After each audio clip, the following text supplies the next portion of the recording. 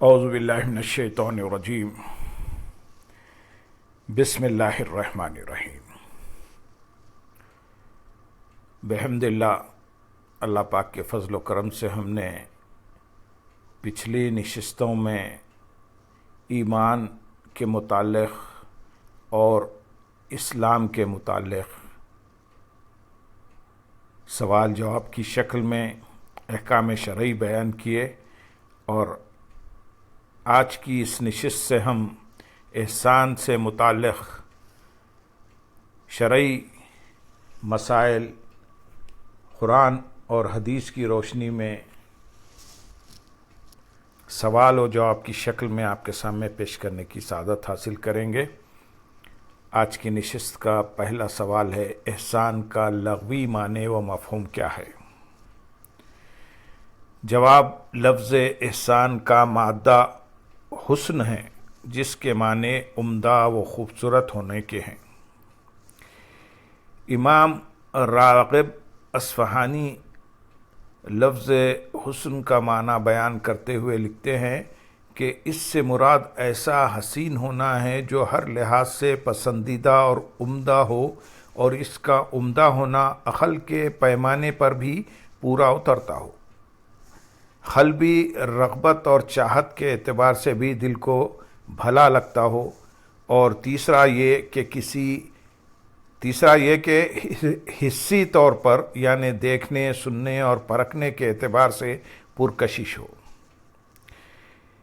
اسی سے باب افعال کا مصدر احسان ہے، گویا احسان ایسا عمل ہے جس میں حسن و جمال کی ایسی شان موجود ہو کہ ظاہر و باطن میں حسن ہی حسن ہو، اور اس میں کسی قسم کی کراہت اور ناپسندیدگی کا امکان تک نہ ہو۔ پس عمل کی اسی نہایت عمدہ اور خوبصورت ترین حالت کا نام احسان ہے، اور اس کا دوسرا قرآنی نام تزکیہ ہے، اور اس کے حصول کا طریقہ اور علم تصوف و سلوک کہلاتا ہے۔ سوال، قرآن حکیم کی روح سے احسان کا مفہوم کیا ہے؟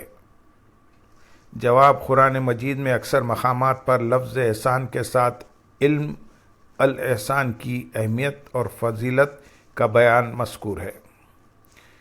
ارشاد باری تعالیٰ ہے سورۃ المائدہ آیت نمبر 93 میں، پھر پرہیز کرتے رہے اور ایمان لائے، پھر صاحبان تقویٰ ہوئے، بالآخر صاحبان احسان یعنی اللہ کے خاص محبوب و مقرب وہ نیکوکار بندے بن گئے، اور اللہ احسان والوں سے محبت فرماتا ہے۔ پھر فرمایا سورۃ التوبہ آیت نمبر 119 میں، اے ایمان والو، اللہ سے ڈرتے رہو اور سچے لوگوں کی سنگت اختیار کرو۔ ان آیات کریمہ میں پہلے تقویٰ کا بیان ہے۔ تقویٰ کیا ہے؟ یہ دراصل شریعت کے تمام احکام حلال و حرام پر سختی سے عمل کرنے کا نام ہے۔ اس سے پہلے آمنو میں عقائد اور ایمانیات کا ذکر بھی آ گیا، یعنی ایمان و اسلام پر مبنی شریعت کے تمام احکام کی تکمیل کے ساتھ ساتھ احسان کا ذکر کیا گیا ہے، جو طریقت و تصوف کی طرف اشارہ ہے، جس سے مراد یہ ہے کہ اہل ایمان نہ صرف شریعت کے ظاہری احکام پر عمل کر کے اپنے باطنی احوال کو تقوی کے نور سے آراستہ کریں، بلکہ اگر ان کو ایمان، اسلام اور احکام شریعت کی بجاوری اور تقوی کے کمزور پڑ جانے کا اندیشہ ہو تو انہیں چاہیے کہ سچے بندوں کی سنگت اختیار کر لیں، جو صادقین اور محسنین ہیں، اور یہی صاحبان احسان در حقیقت احسان و تصوف کی راہ پر چلنے والے صوفیاء کرام ہیں، جو اللہ کے نہایت نیک اور مقرب بندے ہوتے ہیں۔ یہی وہ انعام یافتہ بندے ہیں جن کی راہ کو اللہ نے صراط مستقیم قرار دیا ہے۔ سورۃ الفاتحہ میں سیدھے راستے کی نشاندہی کرتے ہوئے دعا کرنے کی تلقین فرمائی گئی۔ ارشاد ہوتا ہے سورۃ الفاتحہ آیت نمبر 5 اور 6 میں، اہدنا الصراط المستقیم صراط الذین انعمت علیہم، اے اللہ ہمیں سیدھا راستہ دکھا ان لوگوں کا جن پر تو نے اپنا انعام فرمایا۔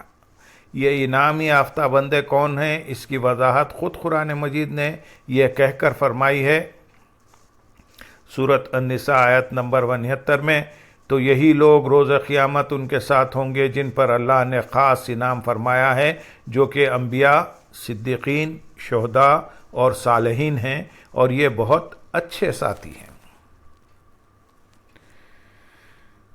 تیسرا سوال، حدیث نبی صلی اللہ علیہ وسلم کی روشنی میں احسان کا مفہوم کیا ہے؟ جواب، امام بخاری اور امام مسلم کی روایت کردہ متفق علیہ حدیث میں ہے کہ ایک روز جبرائیل امین علیہ السلام بارگاہ رسالت صلی اللہ علیہ وسلم میں انسانی شکل میں حاضر ہوئے اور امت کی تعلیم کے لیے عرض کیا، یا رسول اللہ صلی اللہ علیہ وسلم، مجھے ایمان کے بارے میں بتائیے کہ ایمان کیا ہے؟ حضور نبی اکرم صلی اللہ علیہ وسلم نے فرمایا، ایمان یہ ہے کہ تو اللہ تعالیٰ، اس کے فرشتوں، اس کے نازل کردہ صحیفوں، اس کے رسولوں اور روز آخرت پر ایمان لائے، اور ہر خیر و شر کو اللہ تعالیٰ کی طرف سے مقدر مانے۔ انہوں نے پھر پوچھا، اسلام کیا ہے؟ حضور نبی اکرم صلی اللہ علیہ وسلم نے فرمایا، اسلام یہ ہے کہ تو اس بات کی گواہی دے کہ اللہ تعالیٰ کے سوا کوئی معبود، اللہ تعالیٰ کے سوا کوئی عبادت کے لائق نہیں، اور محمد صلی اللہ علیہ وسلم اللہ کے رسول ہیں، اور یہ کہ تو نماز قائم کرے اور زکوٰۃ ادا کرے، اور تو ماہ رمضان کے روزے رکھے، اور اگر استطاعت ہو تو اس کے گھر کا حج کرے۔ اس کے بعد جبریل امین علیہ السلام نے تیسرا سوال احسان کے بارے میں کیا، تو حضور نبی اکرم صلی اللہ علیہ وسلم نے فرمایا، احسان یہ ہے کہ تو اللہ کی عبادت اس طرح کرے گویا تو اسے دیکھ رہا ہے، اور اگر تجھے یہ کیفیت نصیب نہیں اور اسے نہیں دیکھ رہا تو کم از کم یہ یقین ہی پیدا کر لے کہ وہ تجھے دیکھ رہا ہے۔ حضور نبی اکرم صلی اللہ علیہ وسلم کے اس فرمان کے مطابق احسان عبادت کی اس حالت کا نام ہے جس میں بندے کو دیدار الہی کی کیفیت نصیب ہو جائے، یا کم از کم اس کے دل میں یہ احساس ہی جاگزی ہو جائے کہ اس کا رب اسے دیکھ رہا ہے۔ امام نووی رحمۃ اللہ علیہ فرماتے ہیں کہ ایسی حالت میں بندہ اپنی عبادت کو پورے کمال کے ساتھ انجام دے گا، اور اس کے ظاہری ارکان آداب کی بجاوری اور باطنی خشوع میں کسی چیز کی کمی نہیں کرے گا۔ الغرض عبادت کی اس اعلیٰ درجے کی حالت اور ایمان کی اس اعلیٰ کیفیت کو احسان کہتے ہیں۔ سوال، ایمان، اسلام اور احسان کا دین میں کیا مقام ہے؟ جواب، حدیث جبرائیل میں دین کی 3 بنیادی ضروریات کا بیان ملتا ہے، جن میں پہلی ضرورت ایمان ہے۔ ایمان کی تعریف میں حضور نبی اکرم صلی اللہ علیہ وسلم نے جو امور بیان فرمائے ہیں، ان کا تعلق بنیادی طور پر عقائد و نظریات سے ہے، اور عقائد سے تعلق رکھنے والے علم کو اصطلاحی طور پر علم العقائد کہتے ہیں۔ اسلام کی تعریف میں حضور نبی اکرم صلی اللہ علیہ وسلم نے جو 5 ارکان بتلائے ہیں، ان سب کا تعلق ظاہری اعمال اور عبادات سے ہے۔ اس علم کو شریعت کی اصطلاح میں علم الاحکام یا علم الفقہ کہتے ہیں۔ حدیث مبارکہ کی روح سے دین کی تیسری ضرورت احسان ہے، اور انسان کو یہ درجہ اس وقت حاصل ہوتا ہے جب اس میں ایمان اور اسلام دونوں جمع ہو جائے، گویا اس نے اللہ تعالیٰ اور اس کے رسول صلی اللہ علیہ وسلم کا زبان سے اقرار اور دل سے جو تصدیق کی، اس کا عملی اظہار، پھر اپنے اعمال اور ظاہری عبادات کو حسن نیت اور حسن اخلاص کے اس کمال سے آراستہ کیا کہ اس کے اعمال اور عبادات اس کی تصدیق بالقلب کا آئینہ دار بن گئے۔ اس مرحلے پر انسان درجہ احسان پر فائز ہو جاتا ہے، اور اسے باطنی اور روحانی کیفیات نصیب ہو جاتی ہے۔ بس ہم یہ کہہ سکتے ہیں کہ احسان کا موضوع باطنی اور روحانی کیفیات کے حصول سے متعلق ہے۔ سوال، ایمان اور اسلام اور احسان کا باہمی تعلق کیا ہے؟ جواب، ایمان، اسلام اور احسان تینوں باہم مربوط اور لازم و ملزوم ہیں۔ ایمان وہ بنیاد ہے جس پر مسلمان کا عقیدہ استوار ہوتا ہے، اور اسلام سے مسلمان کا ظاہر اور اس کا عمل درست ہوتا ہے، جبکہ احسان سے مسلمان کا باطن اور حال سنورتا ہے۔ امام مسلم رحمۃ اللہ علیہ نے اس حدیث کو بیان کرتے ہوئے اسلام کا ذکر پہلے کیا ہے۔ اس سے معلوم ہوتا ہے کہ توحید و رسالت کی گواہی کے ذریعے دین کے دائرے میں داخل ہونا اسلام ہے، اور اسلام کو دل میں بسا لینے کا نام ایمان ہے۔ احسان کے ذریعے ایمان اور اسلام دونوں کے اثرات قلب و باطن پر وارد ہوتے ہیں۔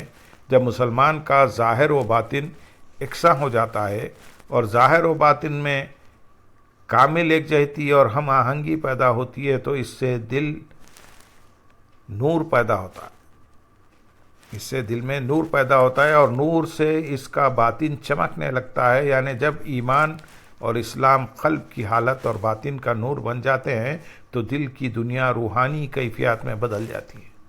در حقیقت ایمان، اسلام اور احسان یہ سب ایک ہی سرچشمے اور ایک ہی مرکز سے تعلق رکھتے ہیں۔ یہ تینوں ایک دوسرے کی بقا، ترقی اور نشو و نما کے لیے لازم و ملزوم ہیں، اور اگر ان میں سے ایک بھی نظر انداز ہو جائے تو دوسرے کا وجود بگاڑ کا شکار ہو کر کمال سے محروم ہو جاتا ہے۔ گویا ان میں سے ہر ایک دوسرے کے بغیر ادھورا ہے۔ چنانچہ ایمان کے بغیر اسلام ناتمام ہے، اور اسلام کے بغیر ایمان کی تکمیل ناممکن ہے، جبکہ احسان کے بغیر ایمان اور اسلام دونوں ناقص رہ جاتے ہیں۔ دوسرے لفظوں میں کوئی شخص اسلام کی محض ظاہری تعلیمات پر عمل پیرا ہو کر ایک مسلمان تو ہو سکتا ہے، لیکن وہ مومن بن کر ہی درجہ کمال کو پا سکتا ہے۔ ضرورت اس امر کی ہے کہ ایک طرف ایمان کے تقاضے پامال نہ ہونے پائیں، دوسری طرف اسلام کے بنیادی اصولوں پر بھی عمل میں سستی اور کوتاہی واقع نہ ہونے پائے۔ ضروری ہے کہ باطن اور حال کو سنوارنے کے لیے ایمان اور اسلام کی دونوں قوتوں کے ساتھ روحانی کمال کی منزل احسان کو حاصل کیا جائے۔ اللہم صلی علی سیدنا محمد وعلی آل سیدنا محمد وبارک وسلم، وآخر دعوانا ان الحمد للہ رب العالمین۔ سبحان ربک